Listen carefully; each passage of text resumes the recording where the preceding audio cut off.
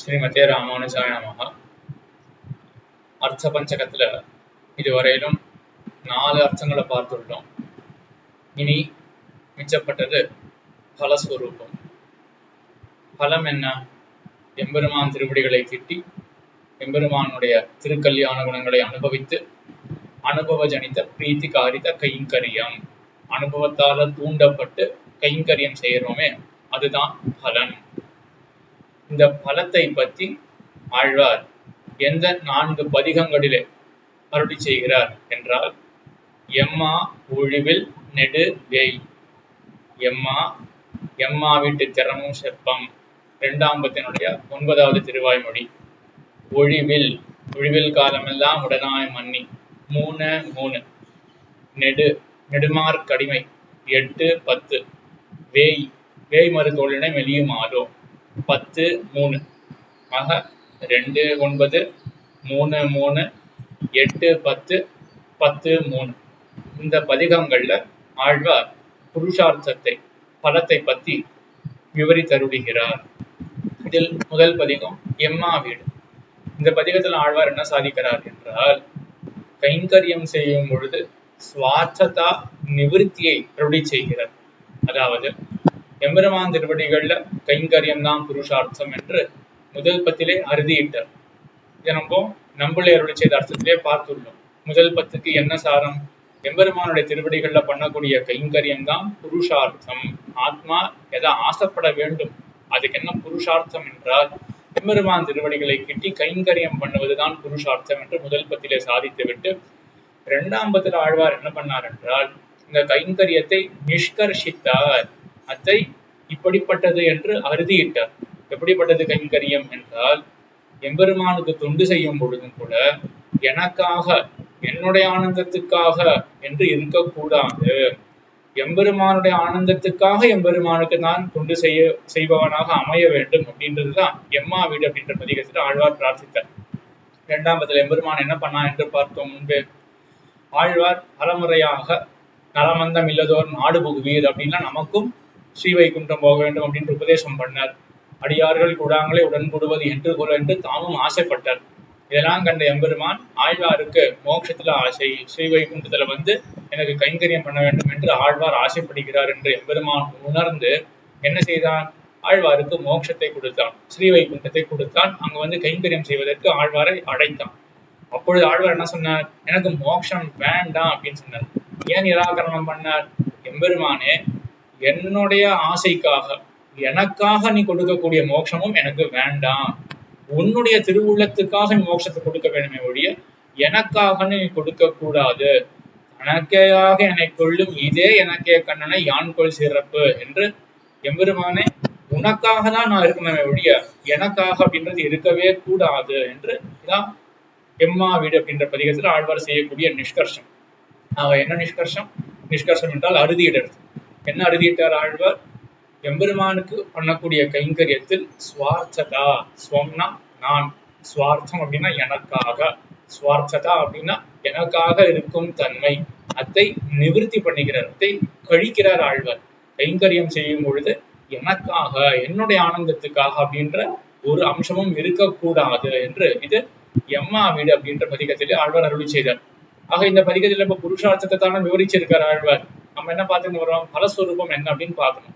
ஆனால் புருஷார்த்தம் கைங்கரியம். இந்த கைங்கரியம் எப்படிப்பட்டது அப்படின்னா, முதலில் எம்மா வீட்டுல இந்த மாதிரி ஆழ்வார் அருளி செய்தார்.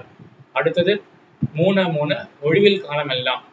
இந்த பதிகத்துல ஆழ்வார் என்ன பண்றார் என்றால், கைங்கரியத்தை பிரார்த்திக்கிறார். சர்வதேச சர்வகால சர்வ அவஸ்தோஜித கைங்கரியம்.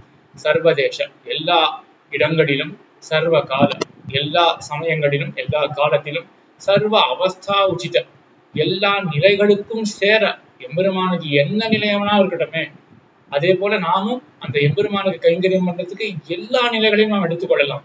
வெறும் ஒரு மனிதனாக தான் மனித உருவத்தை எடுத்துக்கொண்டு எம்பெருமானுக்கு கைங்கரியம் அப்படின்றது கிடையாது. ஒரு புஷ்பமாகவோ சந்தனமாகவோ என்ன ஒரு நிலையை எடுத்துக்கொண்டாவது எம்பெருமானுக்கு எல்லா விதத்திலையும் கைங்கரியம் செய்ய வேண்டும் அப்படின்ற பிரார்த்தனை. அதுதான் இந்த பதிகத்தில் இருக்கக்கூடிய முக்கியமான விஷயம். எல்லா விதத்திலும் அடிமையானது பிரார்த்திக்கப்பட வேண்டும். ஒழிவில் காலமெல்லாம் உடனாய் மன்னி வழிவிலா அடிமை செய்ய வேண்டும், நாம் செய்ய வேண்டும் அப்படின்னு பிரார்த்திக்கிறார் ஆழ்வார். இந்த பிரார்த்தனை அப்படின்றது கைங்கரியத்துல மிகவும் முக்கியமான உறுப்பாக இருக்கு. விடயோகாச்சாரியர் துவய பிரகரணத்துல முமுட்சு அப்படின்ற கிரந்தத்துல அருளி செய்யும் பொழுது இந்த கைங்கரியம் தான் பிரார்த்தித்தே பெற வேணும் அப்படின்னு ஒரு வாக்கியத்தை அருளி செய்தார். அதாவது எம்பெருமானுக்கு நான் அடிமை அப்படின்னு தெரிஞ்சிருச்சு. சொரூபம் என்ன ஜீவாத்மாவுக்கு அதான் முன்னாடியே பார்த்துக்கணும் இல்லையா, பையில் ஏறு கண் கரு அப்படின்னு 4 பதிகங்கள் ஆத்மாவுடைய சொரூபம் என்ன அப்படின்றதெல்லாம் பார்த்தாச்சு. எம்பெருமானுக்கு கைங்கரியம் பண்றது அப்புறம் பாகவத சேஷத்துவம் எல்லாம் இருக்கட்டும், முதல் படி எம்பெருமானுக்கு கைங்கரியம் பண்றது அப்படின்றதுதான் ஆத்மாவுக்கே சொரூபம் அப்படின்றது பார்த்துட்டோம். இது முடிவான பிறகு எதுக்காக பெருமானுக்கு கைங்கரியம் பண்றோம் அப்படின்னா, என்னுடைய சுரூபத்தை பெற நானாக இருக்கணும் அப்படின்னாலே ஆத்மா எப்ப ஆத்மாவாக இருக்கும், பரமாத்மாவுக்கு தொண்டு செய்தாதான் ஆத்மா ஆத்மாவாகவே இருக்கும் அப்படின்றதுக்கு சேர நான் என் பெருமானுக்கு கைங்கரியம் பண்றேன் அப்படின்றது மட்டும் இருக்கக்கூடாது. அப்படி இருந்தா என்ன ஆயிடும்னா விதியால தூண்டப்பட்டு பண்றதாக ஆயிடும் கைங்கரியம். சந்தியாவந்தனம் பண்ணணும், எதுக்காக பண்ணணும், 6 மணிக்கு ஆனா பண்ணணும், அவ்வளவுதான். விதிக்கப்பட்டிருக்கு அப்படின்னா அது விதியால தூண்டப்பட்டு பண்ணக்கூடிய ஒரு செயலாக ஆயிடும். ஆனா ஆசையால தூண்டப்பட்டு பண்ணக்கூடிய செயல்கள் நமக்கே தெரியுது இல்லையா. கைங்கரியன்றது அப்படித்தான் இருக்க வேண்டும், பிரார்த்தித்தே பெற வேண்டும், நம்முடைய சொரூபம் கிட்டிடும் அப்படின்ற எண்ணத்தோட மட்டும் இல்லாமல், அதுவும் உண்மைதான், கைங்கரியம் செய்யாமல் போனால் நாக்கின் சுக்குருவதாக சேஷத்துவம் அப்படின்னு கைங்கரியம் செய்யாதவனுக்கு அவன் தொண்டன் அப்படின்னே சொல்ல முடியாது. தொண்டு இல்லைன்னா ஆத்மாவாகவே இருக்காது, அது அச்சித்த போல அசத்கல்பமாக ஆயிடும். ஆக ஆத்மாவாக இருக்கணும் அப்படின்னாலே அதுக்கு தொண்டு செய்து எம்பெருமானை மகிழ்விக்கிறதுதான் ஆத்மாவுடைய சுரூபம், அது உண்மைதான். அதற்கு மேல் எப்பேற்பட்ட எம்பெருமானுக்கு நான் தொண்டு செய்யறேன், எவ்வளவு உத்துங்கமான எவ்வளவு உயர்ந்த எம்பெருமானுக்கு நான் தொண்டு செய்யறேன் அப்படின்றது மனசுல வாங்கி அப்போ பிரார்த்தித்தே பெற வேண்டும். ஆசைப்பட்டு மேற்கொண்டு பிரார்த்தித்து பெற வேண்டும். இந்த நிலை இங்கு மட்டும் கிடையாது, ஸ்ரீ வைகுண்டத்திலும் இதுதான் தொடரும் நித்தியமாகவே பிரார்த்தித்து பெற வேண்டும் என்று பிள்ளைலோகாச்சாரியர் அருளி செய்கிறார். ஸ்ரீ வைகுண்டத்துக்கு போனா கூட, ஏன் இப்போ அங்க இருக்கக்கூடிய நித்தியசூரிகள் கூட எப்பொழுதும் எம்பெருமானுக்கு கைங்கரியம் பண்ணிக்கொண்டேதான் இருப்பார்கள். எப்பொழுதும் பிரார்த்தித்தே பெருமானை அடுத்தது இந்த கைங்கரியம் அப்படின்னு ஆசைப்பட்டு மேல் விழுந்து கைங்கரியம் செய்வார்கள். ஆக விதி தூண்டி பண்ணக்கூடாது, ஆசைப்பட்டு பண்ண வேண்டும் என்று இந்த பிரார்த்தனையானது இந்த 3 ஒழிவில் காலம் எல்லாம் அப்படின்ற பதிகத்துல காட்டப்பட்டது. ஆக இதுவும் பரத்தை விவரிக்க வந்ததாக ஆயிடுறது. ஏன் கைங்கரியத்தை விவரிக்கிறது இல்லையா, கைங்கரியமானது பிரார்த்தித்தே பெற வேண்டும் அப்படின்ற அம்சமானது இந்த 3 அப்படின்ற பதிகத்துல விவரிக்கப்படுறது. அடுத்தது எம்மா ஒழிவில் நெடு வேய், 3வது பதிகம் நெடுமார்க்கடிமை 8-10. இந்த நெடுமார்க்கடிமையில முன்பே இதை பார்த்துள்ளோம். பாகவதர்களை பத்தி 2 பதிகத்துல ஆழ்வார் அருளி செய்றார் திருவாய்மொழியில. 1 பயிலும் சுடரொளிமூர்த்தி 3-7, மற்றொன்று நெடுமார்க்கடிமை 8-10. பயிலும் சுடரொளிமூர்த்தியில என்ன பண்ணார் ஆழ்வார், அங்க பாகவதர்கள்லாம் சேஷிகள், அவர்கள்லாம் தலைவர்கள் அப்படின்னு அருளி செய்தார் பயிலும் சுடரொளிமூர்த்தியில. 8-10 ஆழ்வார் என்ன அருளி செய்ததாக நம்ம முன்னாடியே பார்த்திருக்கோம். நெடுமார்க்கடிமையில பாகவதர்கள்லாம் போக்கிய பூதர்கள் அப்படின்னு முன்னாடியே நம்மளே அருளி செய்ததாக பார்த்திருக்கோம் இல்லையா. எவ்வளவு அழகா எல்லா கிரந்தங்களும் ஒண்ணு சேர்றதுன்னு அப்படின்னு இங்க அனுபவிக்கணும். ஆச்சாரிய ஹிருதயத்துல நாயனார் ஜீவாத்மா சுரூபத்தை தெரிவிக்கும் பொழுது என்ன பண்ணார், பயிலேறு கண் கரு அப்படின்னு சாதிச்சார். ஜீவாத்மாவோட சுரூபத்தை தெரிவிக்கிறதுக்காக தான் பயிலும் சுடரொளிமூர்த்தி அப்படின்ற பதிகமானது இருக்கு அப்படின்னு சாதிச்சிருக்கார். எப்படி ஒரு கோவையா சேர்க்கலாம், எப்படி நம்மளுடைய ஈடையும் நாயனாருடைய கிரந்தத்தை எப்படி சேர்க்கலாம் என்றால், நம்மளே சாதித்தது என்ன, 3-7 பயிலும் சுடரொளிமூர்த்தியில பாகவதர்கள்லாம் சேஷிகள், தலைவர்கள் அப்படின்னு நம்மளே சாதித்தாரா. அப்ப என்ன கிடைக்கும், அவர்கள்லாம் தலைவர்கள் அப்படின்னா அப்போ ஜீவாத்மா என்ன, அவன் தொண்டன் அப்படின்றது கிடைக்காதா. பாகவதர்கள்லாம் தலைவர்கள், இவனுக்கு அவன் தலைவர்கள் அப்படின்னா இவன் எப்படிப்பட்டவன், அவர்களுக்கு இவன் தொண்டன் அடியவன் ஆயிடுத்து இல்லையா. அப்போ அது சொரூபத்தை சொல்றது, ஜீவாத்மா எப்படிப்பட்டவன் அதுதான சொரூபம். ஜீவாத்மா எப்படிப்பட்டவன் அப்படின்னா அவன் பாகவதர்களுக்கு அடிமைப்பட்டவன், பாகவத சேஷத்துவம், அது சொரூபம், இயல்பான தன்மை. அது 3-7 பயிலும் சுடரொளிமூர்த்தியில சொல்லியாச்சு. 8-10 நெடுமார்க்கடிமையில நம்மள என்ன சாதித்தார், இங்க பாகவதர்கள்லாம் போக்கிய பூதர்கள். போக்கியம்னா என்ன, எம்பெருமான போக்கியம் அப்படின்னு சொல்றோம். என்ன தாற்பயம், எம்பெருமானுடைய குணத்தை அனுபவித்து அவனுக்கு கைங்கரியம் பண்றது, இதுதானே எம்பெருமான் போக்கியம் அப்படின்னு சொல்றதுக்கு தாற்பயம். அதே போல இங்கேயும் பாகவதர்கள்லாம் போக்கிய பூதர்கள் நெடுமார்க்கடிமையில தான் சொல்லப்படுறது. அப்படின்னால என்ன ஆயிடும், அப்போ இந்த ஜீவாத்மாவானவன் பாகவதர்களுக்கு அடிமைப்பட வேண்டும், அவர்களுடைய குணானுபவத்தில் ஈடுபட்டு அவர்களுக்கு அடிமைப்பட வேண்டும் அப்படின்னு தன்னிடையே கிடைக்காதா, இதான் ஒட்டி போறது. ஆக 8-10 நெடுமார்க்கடிமையில பாகவதர்களுடைய போக்கியத்துவம் சொல்லப்படுறது அப்படின்னாலே அப்ப என்ன ஆயிடுறது, ஜீவாத்மா அவர்களுக்கு அவருடைய குணத்தை அனுபவிச்சு அவர்களுக்கு கைங்கரியம் பண்ணா இதுதான் புருஷார்த்தம் அப்படின்றது தன்னடைய வராதா. நெடுமார்க்கடிமை அப்படின்ற இடத்துல இந்த பாகவதர்களுடைய புருஷார்த்தத்துவம் அவர்களுடைய போகியத்துவம் அப்படின்ற தன்மையானது வெளியிடப்படுறது ஜீவாத்மாவுக்கு அவர்கள் தான் புருஷார்த்தம். ஆக 8, 10 ஆயிடுச்சு. அடுத்தது கடைசி பதிகம், அதாவது இந்த 4 பதிகங்களுக்குள்ள நம்ம பார்க்க வேண்டிய பதிகம் வேய் மருத்துவனை மெலியும் ஆளு அப்படின்னு 10:3. இந்த பதிகமானது 2:9 எம்மா வீடு இருக்கு இல்லையா, அதோட மிகவும் தொடர்பு கொண்ட பதிகம். அதை காட்டிலும் விஞ்சின ஒரு அர்த்தத்தை தெரிவிக்கக்கூடிய பதிகம். எம்மா வீடு ஆத்மாவினுடைய அத்தியந்த பாரதந்திரியம், இயல்பான தன்மை, வசந்த குணமான பாரதந்திரியம் அப்படின்றத காட்டுறது எம்மா வீடு. பாரதந்திரியம்னா என்ன, எனக்குன்னு ஒண்ணுமே கிடையாது, எல்லா எம்பெருமானுக்காக அப்படின்னு அந்த உயர்ந்த நிலை இருக்கு இல்லையா, அதான் பாரதந்திரியம். அது எம்மா வீடு காட்டுறதா? எப்படி காட்டித்து, கைங்கரியத்துல வரக்கூடிய ஆனந்தம் கூட எனக்காகன்னு கிடையாது, அதுவும் எம்பெருமானுடைய மகிழ்ச்சிக்காக தான் இருக்க வேண்டும். அந்த கைங்கரியமும் கூட எம்பெருமானுடைய மகிழ்ச்சிக்காக அப்படின்னு அவ்வளவு வசந்த நிலைக்கு எடுத்துன்னு போயிருந்தா இது அது காட்டணும் வசந்த நிலையை தெரிவிக்க போறது வேய்மருத்துவனை அப்படின்றது 10:3. எப்படி தெரிவிக்கிறது என்றால், எம்மா வீட்டில் என்ன ஆயிடுத்து, ஆழ்வார் என்ன பண்ணார், அங்கேயும் ஒரு சின்ன நிர்பந்தம் வைத்தார் ஆழ்வார். என்ன பண்ணாருன்னா, எம்பெருமான் மோட்சத்தை கொடுக்க வரும் பொழுது ஆழ்வார் என்ன சொன்னார் அப்படின்னா, நீ மோட்சத்தை எனக்காக கொடுக்க வேண்டாம், உன்னுடைய திருவடிகள்ல நீ கைங்கரியத்தை கொள்ள வேண்டும், ஆனால் அது உன்னுடைய திருவுள்ளத்தினுடைய உகப்புக்காக இருக்க வேண்டும். அவங்க ஒரு சின்ன ஒரு நிர்பந்தம் ஆழ்வார் அங்க என்ன வைக்கிறார் அப்படின்னா, என்ன நீ கொள்ள வேண்டும், அந்த கொள்ளுதல் உன்னுடைய திருவுள்ளத்துக்காக இருக்க வேண்டும், என்ன நீ கைங்கரியம் கொள்ளுதல் எனக்காக அப்படின்றத தவிர்த்தார், எனக்காக இருக்கக்கூடாது அப்படின்றத தவிர்த்தார். ஆனா ஒரு சின்ன நிர்பந்தம், என்ன நீ கொள்ள வேண்டும், அது உனக்காக இருக்க வேண்டும் அப்படின்ற நிர்பந்தம். அந்த கொள்ள வேண்டும் அப்படின்ற நிர்பந்தம் கூட அற்று போயிடுத்து வேய்மருத்துவனை அப்படின்ற பதிகத்துல. இங்க என்ன ஆயிடுச்சுன்னா, வேய்மருத்துவனை அப்படின்ற பதிகத்துல எம்பெருமானும் ஆழ்வாரும் ஒரு சேர கலந்திருக்கிறார்கள், அனுபவித்துக் கொண்டிருக்கின்றார்கள். அப்பொழுது பகல் போது வந்தது, கண்ணன் பெருமான் பசுமயக்கத்துக்காக போக போறானே அப்படின்னு ஆழ்வாருக்கு ஒரு சங்கை வந்தது. எம்பெருமானை பத்தி சொல்றாரு, பார்த்து சொல்றாரு, எம்பெருமானே நீ பசுமையக்க போகக்கூடாது, அங்க அசுரர்கள்லாம் இருப்பார்கள், மனத்துல உனக்கு நலிவு வரும், உனக்கு தீங்கு வரும், நீ போகக்கூடாது அப்படின்னு சொல்ல, எம்பெருமான் முதல்ல என்ன சொன்னான் அப்படின்னா, நான் போறதாகவே இல்லையே அப்படின்றதுல எம்பெருமான் எவ்வளவு புரிய வச்சான். அப்புறம் ஆழ்வாரா சில ஸ்திதிகளை ஏற்படுத்தி, மனசுல ஏற்படுத்தி, இந்த மாதிரி ஆயிடும் இந்த மாதிரி ஆயிடும் அப்படின்லாம் சொல்லி மேற்கொண்டு ஆழ்வாரே ஒரு புதுசான ஒரு நிலையை தெரிவிக்கிறார். என்னன்னா, எம்பெருமானே நீ காட்டுக்கு போறன்றது ஒரு வியாஜம் தான், உனக்கு பசுமைக்கிறது அப்படின்றது கூட முக்கியம் கிடையாது. உனக்கு மத்த ஸ்திரீகள், கோபிகா ஸ்திரீகள், அதாவது மத்த பக்தர்கள் இருக்கார்கள் இல்லையா, அவர்களை அனுகிரகம் பண்றதுக்காக தான் நீ அங்க போற அப்படின்றது எனக்கு தெரிஞ்சு போயிடுது.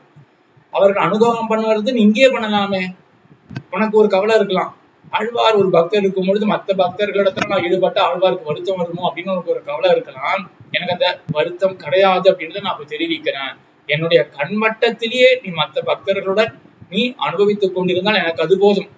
நீ வனத்துக்கு போயிட்டு அங்க உனக்கு ஒரு தீங்கு வருது என்னால சகிச்சிக்க முடியாது, அதனால நீ என்னுடைய கண்வட்டத்திலேயே மற்ற பக்தர்களுடன் உலாவி திரியலாம் அப்படின்னு சொல்லக்கூடிய பதிகம் தான் அந்த வேய்மருத்துவனை அப்படின்ற பதிகம். இப்ப இங்க ஆழ்வார் எல்லா நிர்பந்தத்தையும் அறுத்துட்டார். என்ன நிர்பந்தத்தை வைக்கல இங்க ஆழ்வார், என்னோட நீ அனுபவிக்கணும் அப்படின்னு நிர்பந்தத்தை வைக்கல.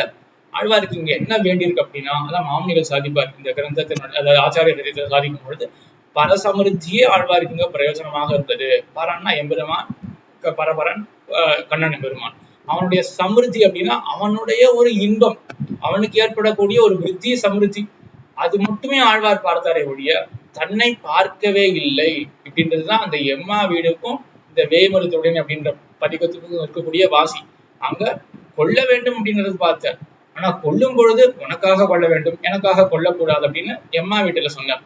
இங்க ஆழ்வார் என்ன விண்ணப்பிக்கிறார் எம்பெருமான் இடத்துல அப்படின்னா, என்ன நீ கொல்ல வேண்டும் அப்படின்ற அவசியமே கிடையாது, உனக்கு ஒரு தீங்கு மாறாதபடிக்கு நீ காட்டுக்கு போக வேண்டாம், உனக்கு எந்த பக்தர்களிடத்துல ஆசை இருக்கோ அவர்களுடன் நீ இங்கேயே கழிக்கலாமே, என் கண்மட்டத்திலே நீ கழிக்கலாம், தீங்கு வராதபடிக்கு இங்கேயே இறேன் அப்படின்னு, என்ன நீ கொல்லணும்னு கூட ஆசை இல்லை அப்படின்றத தவிர்த்ததுதான் இந்த வேய்மருத்துவனை அப்படின்ற பதிகம்.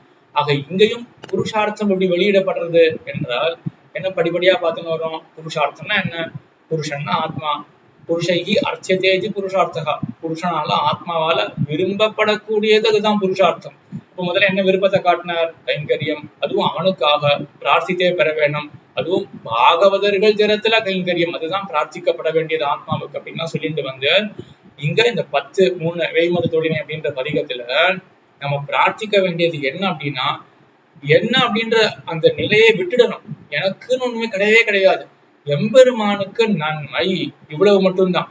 அதவன் என்னை கொண்டு நன்மையை பெறுவானோ இருக்கட்டும், என்னை தள்ளிவிட்டு அவன் நன்மை பெறுவானோ அப்படியும் இருக்கட்டும், அவனுக்கு நன்மை, அவனுக்கு சமிருத்தி, அவனுடைய நன்மை அப்படின்றதே எனக்கு முக்கியமே ஒழிய இதுல நான் இந்த கணக்கிலேயே வரல அப்படின்னு சொல்லக்கூடியதுதான் இந்த 10:3 வேய்மறு தொழினை அப்படின்ற பதிகம். ஆக இந்த 4 பதிகங்கள் ஆழ்வார் வரிசையாக இந்த மாதிரி புருஷார்த்தத்தை விவரித்தே கொண்டு வந்தார். எம்மா வீட்டுல சுவார்த்தத்தா நிவர்த்தி, தனக்காக அப்படின்னு இருக்கக்கூடாதுன்ற நிவர்த்தி.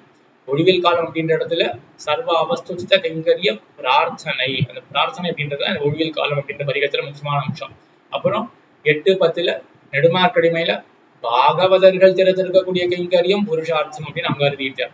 அப்புறம் 10:3 பரசமிருத்தேக பிரயோஜனமாக ஆழ்வார் இருந்தார். அதாவது எம்பெருமானுக்கு ஒரு நன்மை அவ்வளவுதானே ஒழிய நான் கணக்கிலேயே வரல அப்படின்னு சொன்னதுதான் 10:3. ஆக இப்படி 4 பதிகங்கள்ல புருஷார்த்தத்தை சொல்லிவிட்டார். இந்த புருஷார்த்தத்தை தெரிவிக்கும் பொழுது நம் பிள்ளை இன்னும் சில அம்சங்கள்ல சாதிக்கிறார் தன்னுடைய ஈடு அப்படின்ற கிரந்தத்துல. என்ன சாதிக்கிறார் அப்படின்னா, உபாசகன் இருக்கான், அவன் என்ன பண்ணணும் அப்படின்னா அவன் பிரம்மத்தை போய் அடையணும். அவனுக்கு பலன் இதுதான், என்ன பிரம்மத்தினுடைய அனுபவம். அதுதான் உபாசகன். உபாசகன்னா பக்தியோக நிஷ்டன். இந்த பக்தியோக நிஷ்டனுக்கு என்ன பலன்? பிரம்மத்தை அடைய வேண்டும் அப்படின்ற பலன். அந்த பலத்தை பெறும் பொழுது அவன் பக்தி யோகம் அப்படின்ற சாதனத்தை பண்ணணுமா? அந்த உபாசனத்தை சாதனத்தை பண்ணாதான் அவன் பிரம்மத்தை போய் அடைய முடியும்.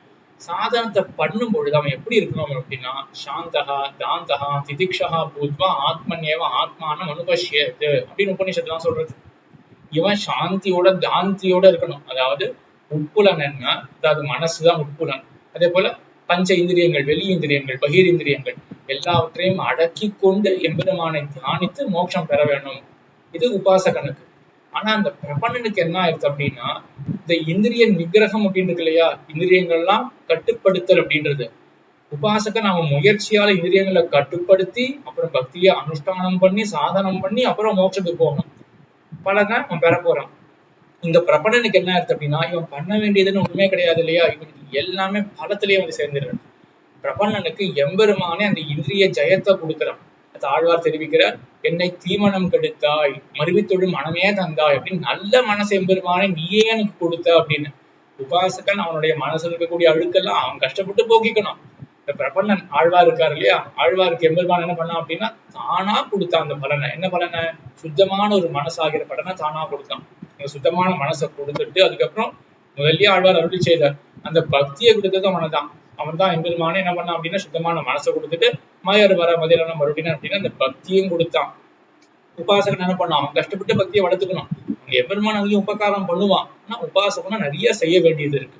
ஆனா இந்த பிரபன்னன கூட்டஸ்தரான ஆழ்வாருக்கு எப்படி அப்படின்னா சுத்தமான மனசை கொடுத்து அதுல பக்தி எம்பெருமான் கொடுத்து அதோட மட்டும் இல்லாமல் காதல் கடல் பொறைய விளைவித்த அப்படின்னு வேற மாதிரி காதல் அப்படின்னு பெரிய ஒரு காதலாக எம்பெருமானை அதை வலியுறுத்துறான். அதாவது வந்து அதிகப்படுத்துறான் எம்பெருமான் அந்த பக்தியை. அதாவது பக்தி வர்த்தகத்துவம் அப்படின்னு சொல்லுவார்கள். அதையே அவன் வர்த்திப்பிக்கிறான், வளரச் செய்கிறான்.